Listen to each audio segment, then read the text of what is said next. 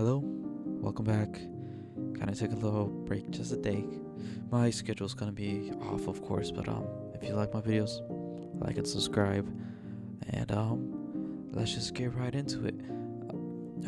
Gentrification. We know the term. It's been very popular here in the States, where wealthier classes move into urban, lower income, classes. Simple as that. Gentrification, self-explanatory. It could be good economically, but also hurts the community that was always shoveled down, especially since gentrification pushes on redlining, which basically made marks where it's just basically making the richer richer, the poor poorer, and honestly, it's still, the effects are still showing. But what I want to talk about, because gentrification is gonna be the main point, so we're not gonna be talking about the states. Fascinating, the states. We're gonna be, taking a little field trip to Mexico, or gringos saying it, Mexico. I'll be saying that because it's funnier, and I like making fun of my own language. But I do not. I only say this, sarcastically. I don't fully say it like this. But yeah, that warning. So I saw this TikTok. I was doom scrolling on TikTok. And then this TikToker. I'll put her tag there because I don't know at the top of my head. But shout out to her. She posted a video on her trip to Mexico City, saying that it's been heavily gentrified by solely United people who live here in the U.S. And yeah, I'll let her explain that part. Mexico gentrification is somehow worse. So I've been in Mexico for the past week, but I'm currently in Mexico City, so Ciudad de Mexico, and I was talking to all the Uber drivers because we've been taking Ubers to go to places, and we've been noticing that around all the areas, it's gotten so Americanized, which sucks because now the locals, and this is what our Uber driver was telling us, but also things that I've just noticed. All the Americans and Europeans are moving to these places in Mexico, and it's raising the rents for the locals who actually live there, and some of them can't afford to live there anymore. Supposedly the Mexicans are 50-50 on it, because while they're bringing in new businesses, it's also raising their rents, which is really bad. People already can't afford to live there as it is. And it was literally crazy because I went to go eat tacos 30 minutes ago, and tell me why everyone and their mothers at that taco stand was speaking English. Only the workers were speaking in Spanish. So yeah, in summary, just to summarize what she said, Mexico City has been gentrified by Americans, by language, culture, and obviously with their money. The Uber driver expressed to her that many people have seen a rent increase, and how some people are split in between of, oh, is this a good thing or not, since capitalism, Mexico is also based on capitalism. So these businesses coming in could be a good thing, but it is obviously driving away the local crowd, and making it some parts of Mexico City unlivable, since Mexico City is it's down south. It is very based between half natives who made native Mexicans, and then the Spaniard Mexicans. That's what I call them. It's the ones that are more white. They look more pale, but are Mexican. I'm not discouraging that. Mexican or Mexican. If you're born there and speak the language, yada yada yada. But these people, the Americans, come here, just so they could live like kings. They obviously don't care on the locals' economy, and obviously shovel their culture down their throat. And I'll play this clip from Channel 5 Latin. I follow them, so I obviously know the tag. But they explain that the 55% rent increase, and then the protests on July 4th to protest just the Americans living there. So I'll play the clip here. What you're currently watching is a video filmed in Mexico City on the 4th of July, wherein hundreds of locals gathered to protest the American-led gentrification of prominent central neighborhoods like Roma Norte, Roma Sur, and Condesa, which have seen over a 45.3% rent increase over the past 5 years. Additionally, over 50% of respondents in a recent survey reported facing problems paying their rent or mortgage in the city. In the wake of these protests, they were called ironic by mostly conservative commentators in the U.S. who feel that Mexico's critique of our so-called inhumane border policy toward their migrants was clearly at stark odds with how they act when Americans show up. So wait, these agitators are sick of foreigners coming, taking advantage of their system, and refusing to assimilate?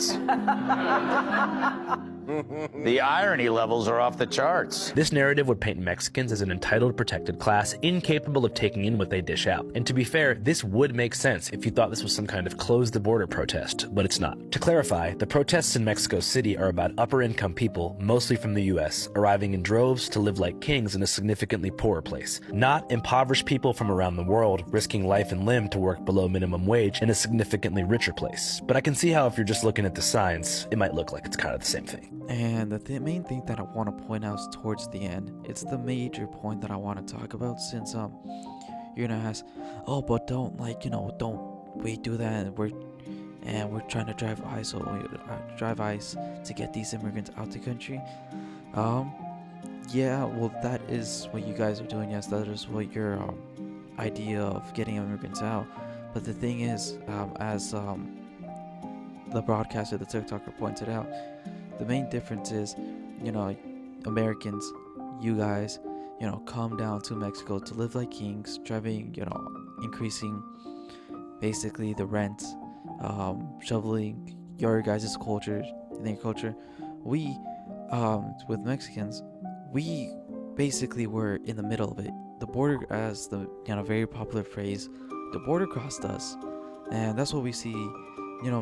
Big cities from Texas all the way to California, Nevada, that there's a lot of Spanish city names, like San Francisco, that is a Spanish name, Los Angeles, Los Angeles, San Diego.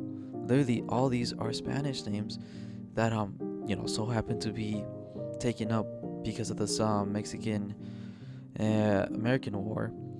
So, the border crossed us, and the culture that we want to, just shine with, we don't push it down your guys' throat.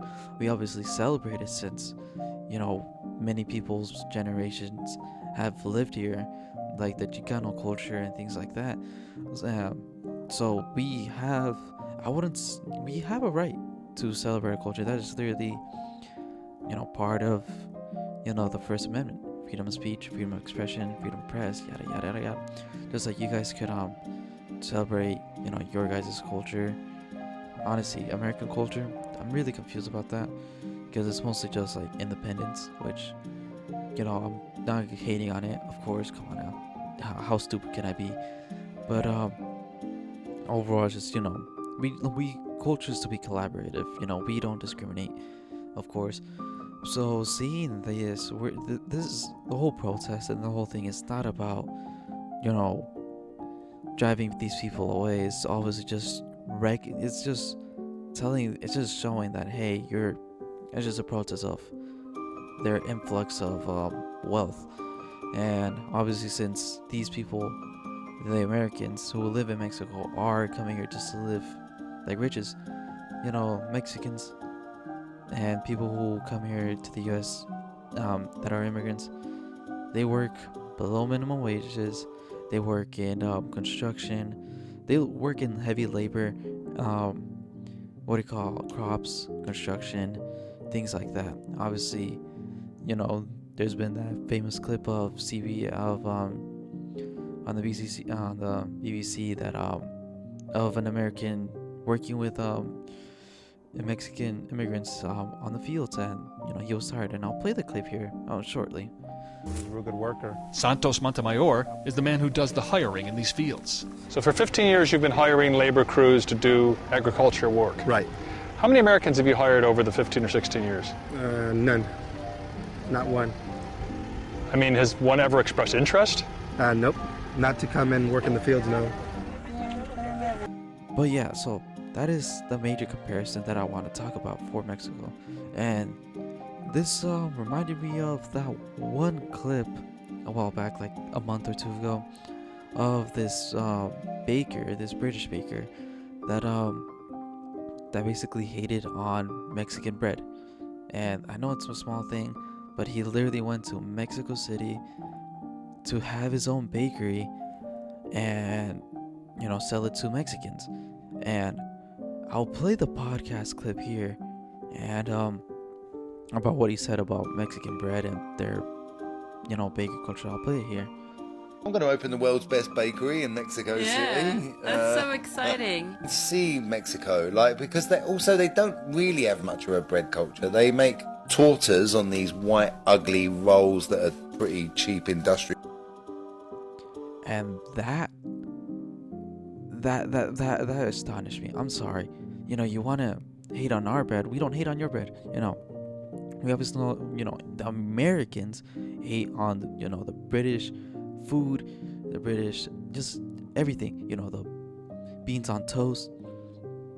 That is fucking nasty. I'm sorry. That is nasty. So, beans on toast, fish and chips, and that weird gravy stuff that you guys put on, and don't even get me on their British Chinese food. That's just horrible. That does not look like Chinese food. That looks like slop. But back to the point. When the bread that he was talking about was bolillos, which is a bread that I was usually you could eat it on its own. It's basically, I wouldn't compare it to white bread because it's not really like white bread. You do put it on sandwiches. Bolillos are thicker. They're way more they're more dense. But to the point, I'll put an image here of what bolillos look like. I said it so white. Bolillos. But it's just bread that you put on sandwich, on Mexican sandwiches, as you would say. Tortas, very good, very good. Basically, sandwiches. Tortas are delicious. And he's saying that we only eat that by itself, and then he tried to shame us on our tortillas. We're just like, whoa. Every culture has a little sidestep of tortillas, and tacos are bomb. I'm telling you. Come on now. You haven't had a good taco de asada, tripa, lengua, chorizo sometimes. Me personal asada, because I'm kind of basic, but to the point. And I'll put an image here on our basically Mexican bread, and it's obviously delicious. We obviously have a large bread culture because of of our events like Dia de los Muertos, major one, obviously, and La Rosca, which is we got that from religion. But to the point, another example of gentrification and hating on the culture that you're trying to sell to. And honestly, that was just one of the examples that I wanted to play. But yeah, so I think that kind of cuts it, because this was more of a rant video, more informative video if you guys don't know about the gentrification issue in Mexico City. And there's no hate onto obviously people who want to live there. It's just you got to realize what effects you're doing, and obviously the message of the protests aren't supposed to drive you away, just to show the hardships that people are dealing with. So yeah, so like and subscribe. Hope you guys enjoyed. Comment on what you think about this video, since I know these videos kind of are controversial, but I want to be informative about this. So yeah, like and subscribe. Hopefully you guys enjoy. You guys have a good rest of your day, night, evening. Yeah, I'll catch you guys in the next one.